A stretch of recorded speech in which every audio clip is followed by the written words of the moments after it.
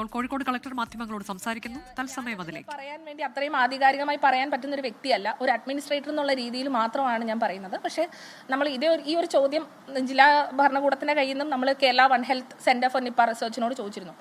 അപ്പം നമ്മൾക്ക് കിട്ടിയ ഒരു വിവരം എന്ന് പറയുന്നത് പാലക്കാട്, മലപ്പുറം, കോഴിക്കോട് ജില്ലകളിലാണ് കുറച്ചും കൂടി കാടുകളുമായിട്ട് പ്രോക്സിമിറ്റി നമുക്ക് കൂടുതലുള്ളത്. അപ്പം ഇത്തരത്തിലുള്ള പ്രദേശങ്ങളിൽ വൾണറബിലിറ്റി കൂടുതലാണ്. നമ്മൾ ആദ്യമേ കോഴിക്കോട് മാത്രം ഉണ്ടായിരുന്ന ഒരു അസുഖമായിരുന്നു നിപ്പ എന്ന് പറയുന്നത്. കഴിഞ്ഞ വർഷങ്ങളിലാണ് ഇത് കൂടുതൽ മലപ്പുറം ജില്ലയിൽ കാണാൻ തുടങ്ങി, പാലക്കാട് ജില്ലയിൽ കഴിഞ്ഞ വർഷം ഉണ്ടായി. ഇപ്പം എല്ലായിടത്തും ഉണ്ടാവുന്നുണ്ട്. അപ്പം കോഴിക്കോട്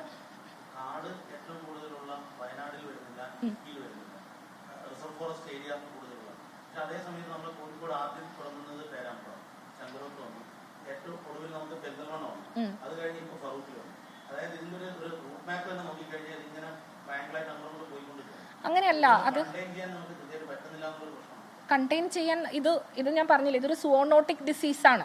അപ്പം കണ്ടെയ്ൻ ചെയ്യുക എന്ന് പറയുന്നത് ഇപ്പം നമ്മൾ അത്രയും ഈസി ആയിട്ട് നമുക്ക് ചെയ്യാൻ പറ്റില്ല. വളരെ അൺപ്രഡിക്റ്റബിൾ ആയിട്ടായിരിക്കും ഈ സ്പ്രെഡ് വരുന്നത്. മാത്രമല്ല ഇന്റർമീഡിയറ്റ് ഹോസ്റ്റ് ഉണ്ട്. കൃത്യമായിട്ട് ഇന്റർമീഡിയറ്റ് ഹോസ്റ്റ് ഏതാണെന്നുള്ളത് ഓരോ കേസിലും ഡിഫറെൻ്റ് ആയിരിക്കും. നമുക്ക് കണ്ടുപിടിക്കാൻ ബുദ്ധിമുട്ടും ഉണ്ടാവും. അപ്പോൾ ഈ പറയുന്നത് പോലെ എനിക്ക് തോന്നുന്നു അതിൽ ആധികാരികമായിട്ട് പറയാൻ ഞാനും ആളല്ല. അത് കാരണം വളരെ റിസർച്ച് ഇൻവോൾവ് ആയിട്ടുള്ള നിപ്പ റിസർച്ച് ചെയ്യുന്ന ആൾക്കാർക്ക് പറയേണ്ട ഒരു വിഷയമാണ്.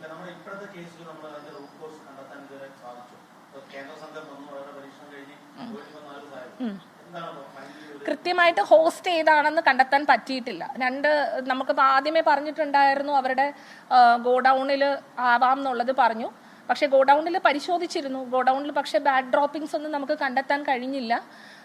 അതോടൊപ്പം തന്നെ രണ്ടാമത്തൊരു ചാൻസ് ആയിട്ട് നമ്മൾ പറഞ്ഞിരുന്നത് ഈ സപ്പോട്ട മരത്തിൽ നിന്ന് അവരുടെ വീട്ടിലുള്ള സപ്പോട്ട മരത്തിലെ ആയിരിക്കാം എന്നുള്ളത് പറഞ്ഞിരുന്നു. അതും നമുക്കറിയില്ല. മൂന്നാമത് നമ്മൾ മറ്റൊരു തിയറി ഉണ്ടായിരുന്നു. അദ്ദേഹം ഒരു മരപ്പട്ടീൻ്റെ ഒരു ചത്ത മരപ്പട്ടീനെ കണ്ടിട്ടുണ്ടായിരുന്നു. അപ്പം അതാണോ എന്നുള്ളതും അറിയില്ല. അപ്പം ഇതെല്ലാം ഞാൻ പറഞ്ഞില്ലേ, ഇതെല്ലാം ഹോസ്റ്റുകളാവാൻ സാധ്യതയുള്ള മൃഗങ്ങളാണ്.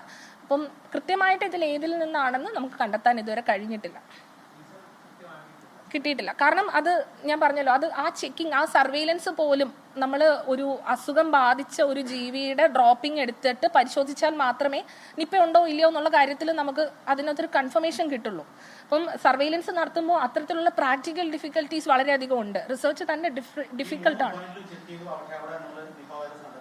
അങ്ങനെയല്ല പറഞ്ഞത്. നിപ്പ വൈറസ് അതിന്റെ സാധ്യത അതാണോ എന്നുള്ളത് കൺക്ലൂസീവ്ലി നമുക്ക് പറയാൻ കഴിയുന്നില്ല എന്നാണ് പറഞ്ഞത്. അപ്പം അതാണോ കാര്യം എന്നുള്ളത് ഇപ്പൊ ജില്ലാ കളക്ടർ എന്നുള്ള രീതിയിൽ എനിക്ക് പറയാൻ കഴിയില്ല. അത് DMOയോ അല്ലെങ്കിൽ അവർ പറയേണ്ടതാണ്.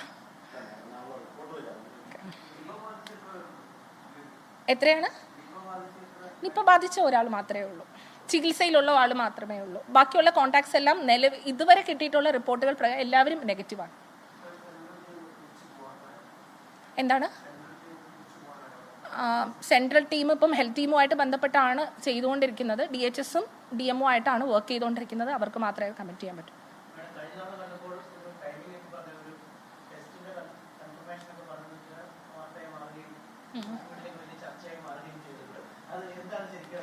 ഇല്ല, അതിനെനിക്ക് കമന്റ്സ് ഒന്നും ഇല്ല. ഞാൻ പറഞ്ഞില്ല, ഞാനൊരു ജില്ലാ കളക്ടറാണ്. ജില്ലാ കളക്ടർ എന്നുള്ള രീതിയിൽ ജില്ലയിലുള്ള എല്ലാ ഡിപ്പാർട്ട്മെന്റ്സിനെയും ഏകോപിപ്പിച്ചുകൊണ്ട് പോകുക എന്നുള്ളതാണ് എൻ്റെ ലക്ഷ്യം. എല്ലാ ഡിപ്പാർട്ട്മെന്റുമായിട്ട് സഹകരിച്ച് പ്രവർത്തിക്കുക എന്നുള്ളതാണ് എൻ്റെ കടമയും. അത് മര്യാദയ്ക്ക് നിർവഹിക്കാൻ ഞാൻ നോക്കുന്നു. അത്രയേ ഉള്ളൂ. കോഴിക്കോട് കളക്ടർ മാധവിക്കുട്ടി മാധ്യമങ്ങളോട് സംസാരിക്കുകയായിരുന്നു. നിപ്പ രോഗിയുടെ നില അതീവ ഗുരുതരമായി തന്നെ തുടരുകയാണ്. അതിന്റെ ഉറവിടം ഏത് എന്നത് ഇനിയും കണ്ടെത്താൻ കഴിഞ്ഞിട്ടില്ല.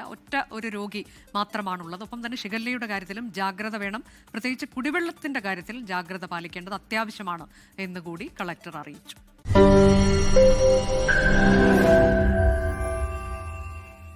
ലോകത്തെവിടെയായാലും ഏത് സമയത്തും 24 വാർത്തകളും ഓഗ്മെന്റഡ് റിയാലിറ്റി പാക്കേജുകളും എക്സ്പ്ലെയിനറുകളും വിശദമായി കാണാൻ ഞങ്ങളുടെ യൂട്യൂബ് ചാനൽ നിങ്ങൾക്ക് സബ്സ്ക്രൈബ് ചെയ്യാം.